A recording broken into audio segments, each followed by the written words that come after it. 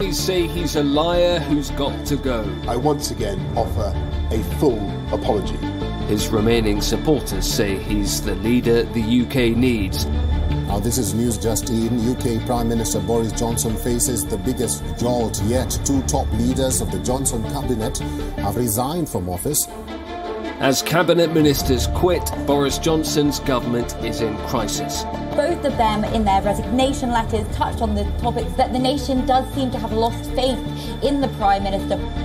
From partygate to lost by-elections and how he's handled misconduct cases. Prime Minister Johnson finds himself on shaky ground. More resignations, we know that. Conservative lawmakers, is it game over for Boris Johnson? Hello and welcome to WION Live Broadcast from London. These are live pictures of number 10 Downing Street, where Boris Johnson, the UK Prime Minister, is about to give a statement. Gathered outside Downing Street, staff and aides. Let's listen in. The new leader should begin now, and the timetable will be announced next week. And I've today appointed a cabinet to serve, as I will, until a new leader is in place. So I want to say to the millions of people who voted for us in 2019, many of them voting Conservative for the first time, thank you for that incredible mandate, the biggest Conservative majority since 1987, the biggest share of the vote since 1979.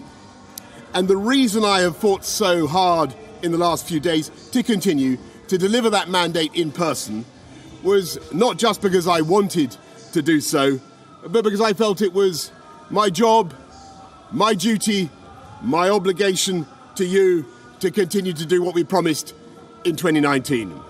And of course, I'm immensely proud of the achievements of this government, from getting Brexit done to settling our relations with the continent for over half a century, reclaiming the power for this country to make its own laws in Parliament, getting us all through the pandemic, delivering the fastest vaccine rollout in Europe, the fastest exit from lockdown, and in the last few months, leading the West in standing up to Putin's aggression in Ukraine. And let me say now to the people of Ukraine that I know that we in the UK will continue to back your fight for freedom for as long as it takes. And at the same time, in this country, we've been pushing forward a vast programme of investment in infrastructure and skills and technology, the biggest in a century, because if I have one insight into human beings, it is that genius and talent and enthusiasm and imagination are evenly distributed throughout the population, but opportunity is not. And that's why we must keep levelling up, keep unleashing the potential of every part of the United Kingdom. And if we can do that in this country, we will be the most prosperous in Europe. And in the last few days, I've tried to persuade my colleagues that it would be eccentric to change governments when we're delivering so much, and when we have such a vast mandate, and when we're actually only a handful of points behind in the polls, even in mid-term after quite a few months of pretty relentless sledging, and when the economic scene is so difficult domestically and internationally. And I regret not to have been successful in those arguments, and of course it's painful not to be able to see through so many ideas and projects myself.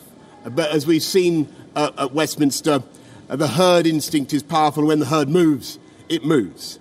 And my friends, in politics, no one is remotely indispensable.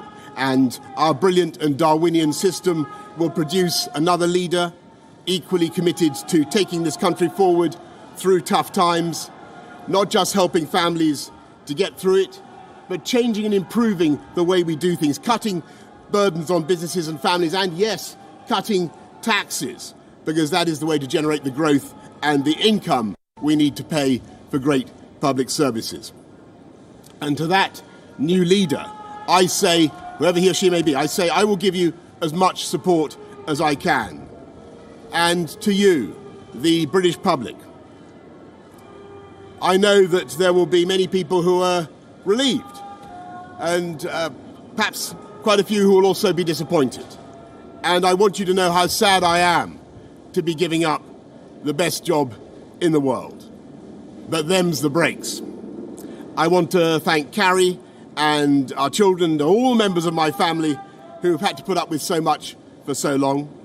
I want to thank the peerless British civil service for all the help and support that you have given our police, our emergency services, and of course our fantastic NHS, who at critical moment helped to extend my own period in office, as well as our armed services and our agencies that are so admired around the world, and our indefatigable Conservative Party members and supporters, whose selfless campaigning makes our democracy possible. I want to thank the wonderful staff here at Chequers, here at Number 10, and of course at Chequers, and our fantastic prop force detectives, the one group, by the way, who never leak. Above all, I want to thank you, the British public, for the immense privilege that you have given me. And I want you to know that from now on until the new Prime Minister is in place, your interests will be served and the government of the country will be carried on. Being Prime Minister is an education in itself. I've travelled to every part of the United Kingdom, and in addition to the beauty of our natural world, I found so many people possessed of such boundless British originality and so willing to tackle old problems in new ways that I know that even if things can sometimes seem dark now, our future together is golden. Thank you all very much. Thank you.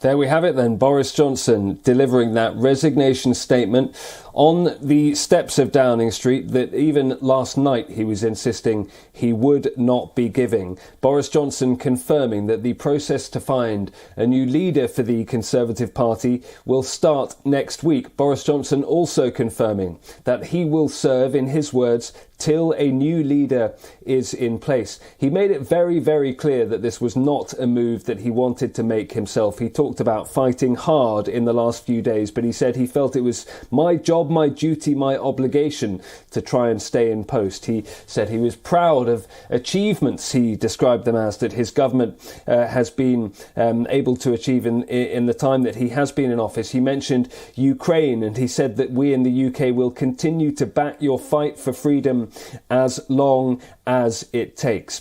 He says in politics no one is remotely indispensable, and he insists he will support the next leader of the Conservative Party, whoever that is.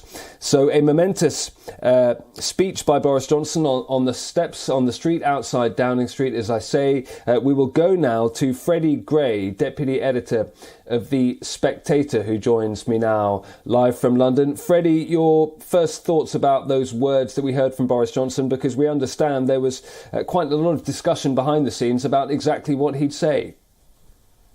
Well, Ollie, I think sort of in sum, it was actually a fairly gracious speech. There's been a lot of excited talk in London, in Westminster, in the last 24 hours about how Britain is in a sort of Donald Trump crisis moment with a leader who refuses to go in spite of all democratic conventions. I think we heard in that speech that that's just not the case. He has gone. He's gone quite graciously. And we don't know the exact time frame, but it looks as though it'll be pretty quick because he's handing it over to the 1922 committee. And given the sort of lack of a functioning government at the moment, they will be keen to put in place a new leader quite soon. And Freddie, you mentioned that idea of a functioning government. The eyebrows were raised about the fact that he was appointing government ministers before he'd even resigned, that the cabinet reshuffle was taking place before he'd given that statement outside Downing Street. Well, what do you make of those figures that are moving into some of those cabinet roles that had been vacated? Well, I think it's quite an interesting dynamic, and it shows that Boris Johnson still believes he has the public mandate. And of course, in sort of strictly democratic terms, he does. So therefore, he still believes it's the administration has to carry on. So I think he wants to stamp his imprint on it. and put in place people he thinks will carry on his agenda. And I mean, it's been said a lot that this government hasn't actually done much. I think in its defence, and I think it's made huge mistakes and been very chaotic in many ways, in its defence, it has done quite a lot. And you do have to consider that it was in charge during the COVID crisis, which was crippling for many governments. And it didn't really cope terribly well under that strain, but I'm not sure anybody else could have done. So in spite of that, there has been large investments in infrastructure. I think the Boris Johnson's Conservatism didn't have a very clear economic agenda, and that's something that you'll see a lot of the new intake, the new breed, trying to emphasise that they want to go back to conservative economics. You mentioned that word agenda, Freddie. How much of Boris Johnson's agenda will he be allowed to pursue in this interim period? I presume there have been discussions about that behind the scenes and some kind of agreement worked out about what legislation he can continue with and what he can't? Well, he stressed the levelling up agenda, which is really an attempt to sort of redistribute wealth, power and influence across Britain. It's generally felt in government that that agenda has not been pursued successfully, that it hasn't been working. But also the Tories, and they'll know this, they have to pursue it to a certain extent because in 2019 they won a majority promising that Brexit would do that Brexit would take some of the power away from London, some of the economic strength away from London and give it to areas that have been suffering economically. And that's why they won over a lot of Labour voters, former Labour voters in the north. And they have to keep those Labour voters if they are to remain in power. So you'll see an attempt at the levelling up agenda. It might be rebranded as something else. We mentioned Labour voters. What does the Labour Party do with this? I mean, there will be some in Labour who will be sad, in a sense, to see Boris Johnson going. Well, I think so. He's become such a sort of fun figure of hate for so long. That it'll be a little bit tougher in the short term. I think in the long term, though, Keir Starmer will be pleased. I mean, everybody recognises that as an electoral campaigner, and this is where he is similar to Trump, Boris was really very, very strong. And so I think they'd rather face anybody else. And looking at the crop of possible contenders, I think the Labour front bench will feel rather pleased that they won't have to be facing Boris Johnson at the next general election. And Freddie, before we move on to what comes next after Boris Johnson, in this intervening period, given that so many of the resignation statements from ministers and junior aides in government talked about things like trust and integrity, and they questioned those things when it came to Boris Johnson's leadership, how much trust is there now in the Conservative Party that Boris Johnson will effectively do what he's told over the coming months before a new leader's in place? I think there will be a fair amount of trust. I think the public has never been quite as distrustful of Boris Johnson as, if you like, the political class has been.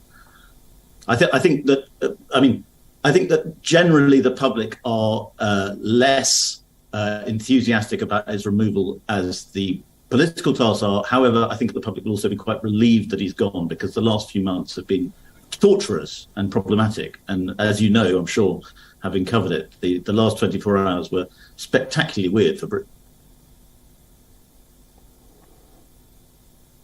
You can probably see it in my face, Freddie. Finally, who's your money on? Who's next? My predictions have been so bad of late in sport and in politics, so I'm not really willing to make one. I think probably Rishi Sunak. I think Ben Wallace is the sort of front runner favourite. But I suspect, with the exception of Boris Johnson, usually the front runner gets culled. So I suspect it will default to Rishi Sunak, who has the sort of strongest team behind him and perhaps the clearest sense of an agenda.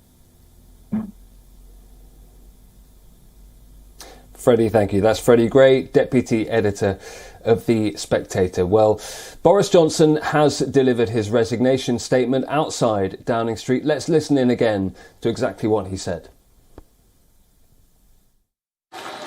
Good afternoon. Thank you. It is clearly now the will of the Parliamentary Conservative Party that there should be a new leader of that party and therefore a new Prime Minister. And I've agreed with Sir Graham Brady, the chairman of our backbench MPs, that the process of choosing that new leader should begin now. And the timetable will be announced next week. And I've today appointed a cabinet to serve, as I will, until a new leader is in place. Well, Boris Johnson, therefore, stepping aside because he was forced to in the end by his cabinet and other members of his government. His political journey has been somewhat unique. Let's take a look back at how Boris Johnson got to this point. Prime Minister, how's your week going? Terrific, like many others. It was a challenging week, to say the least, for the British Prime Minister.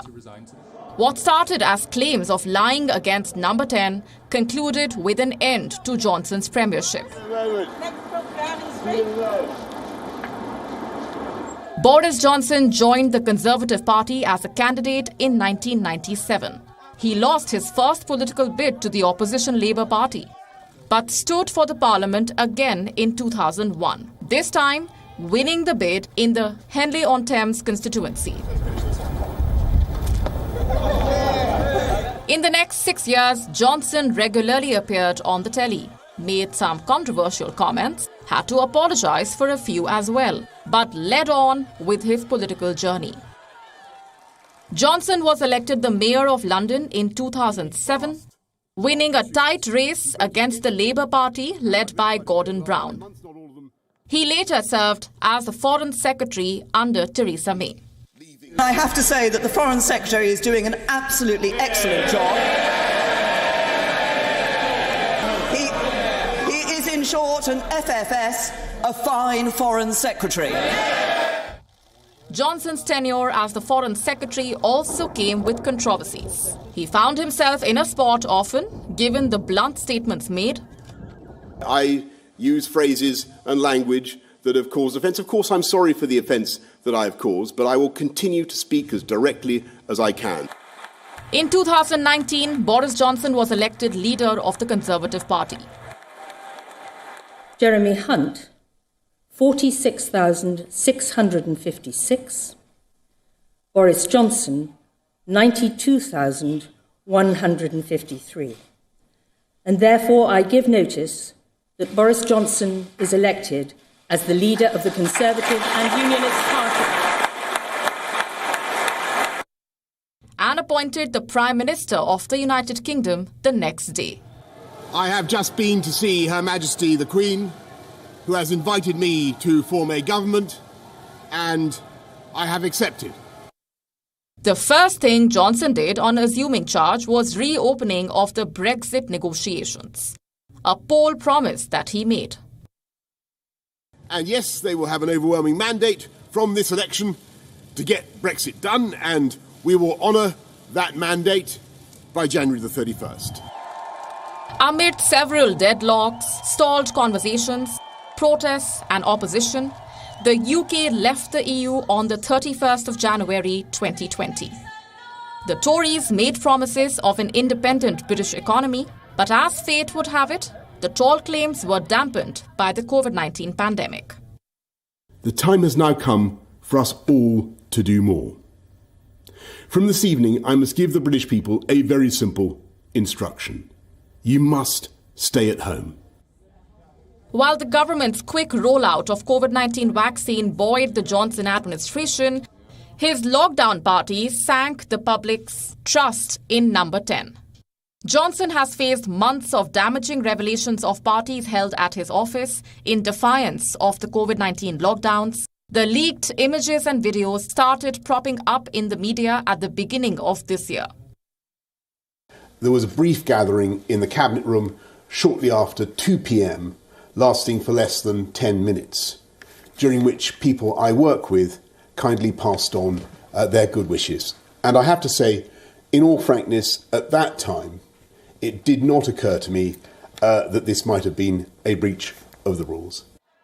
Johnson had his justifications, but they could not build back the trust of the public. Partygate was just the start of a series of scandals that would follow. 2 Tory MPs were forced to quit from their seats following sexual misconduct claims. The party failed to save the seat in a by-poll held last month. The final nail in the coffin was the Pincher scandal. The former Tory whip stepped down following claims of sexual misconduct. Chris Pincher had a history of such inappropriate behaviour, which was conveniently ignored by Johnson while electing Pincher as the party whip. The Tory government fell like a pack of cards. Those who have resigned say that the government has lost integrity, that there needs to be some accountability, and that Johnson cannot let his personal political ambitions override his duty as the Prime Minister. Now, with history as witness, Johnson has a tainted political legacy and no office to hold on to. Bureau Report, WION World is One. Well, whoever does take over as the next Conservative Party leader and UK Prime Minister is going to have to deal with a cost of living crisis and rising inflation. The Bank of England has warned of a further interest rate rise. This alongside vowing to try and bring inflation back to 2%, which seems miles away at the moment. The chief economist at the bank, Hugh Pill, says the bank's focus is on getting prices down and making life affordable again. The UK inflation rate hit 9.1% in May. That is a 4-decade high. And while the current interest rate of 1.25% is at 13-year record highs, they may well rise further, as the bank is saying. This comes as the UK has seen protests against the cost of living crisis in recent days, weeks and months. The UK's inflation has spiked partly as a result of the fallout of the Russia-Ukraine war. The cost of fuel, energy and food has been soaring, like it has in other parts of the world. Last month, the Bank of England warned that inflation levels could reach 11%.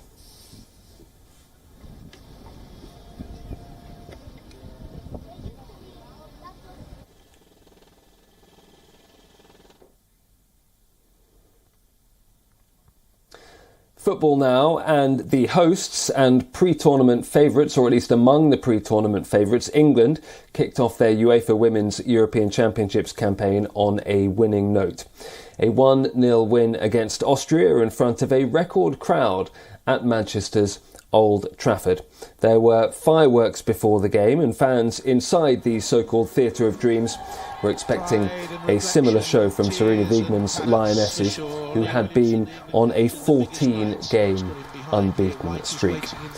It was a record crowd, as I say. 68,871 people were inside Old Trafford, evoking memories of similar crowds from a century ago when the popularity of women's football was rivaling the men's game at that time and led to a ban from the Football Association for nearly half a century.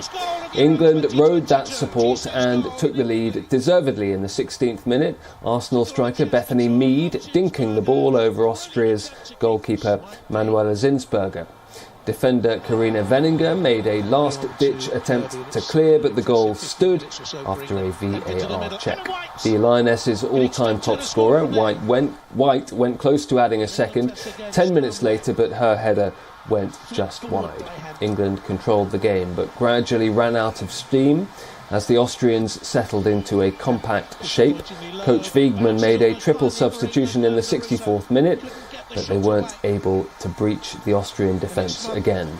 Austria, semi-finalists at the last edition, came close to an equaliser on the 78th minute, but England goalkeeper Mary Earps did enough to keep out a curling effort from Barbara Dunst. They're getting stronger and stronger. It's Sarina Wiegman's winning run continues. Incredible. Yeah, no more words. It's just unbelievable. We know where we come from. And then playing here, Old Trafford, 70,000 people, making lots of noise, coming behind us, standing behind us. So it's really incredible. I hope they'll keep coming, and they do, because we have sold out stadiums. Well, we have had that resignation from Boris Johnson. He will be standing aside as leader of the Conservative Party. He'll remain in post as caretaker Prime Minister while a new leader for the Tories is found. That new leader will then become the next UK Prime Minister. But There's another favourite at Downing Street who's been capturing a lot of the attention, and that is Larry the Cat and his spoof Twitter account. Take a look.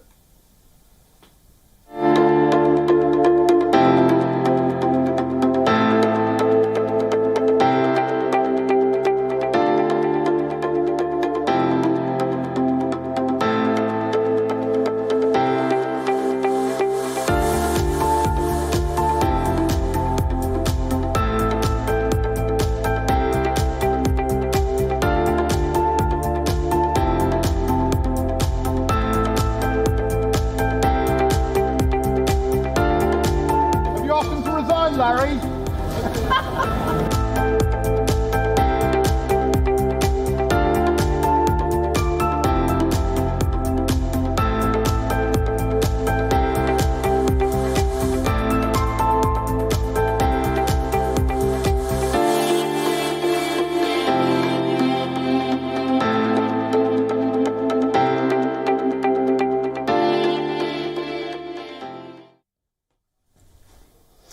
Well, Boris Johnson is me out. He has given that resignation statement outside Downing Street.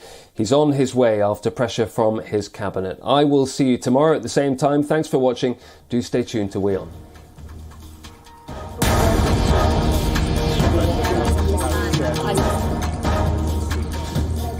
There are many other...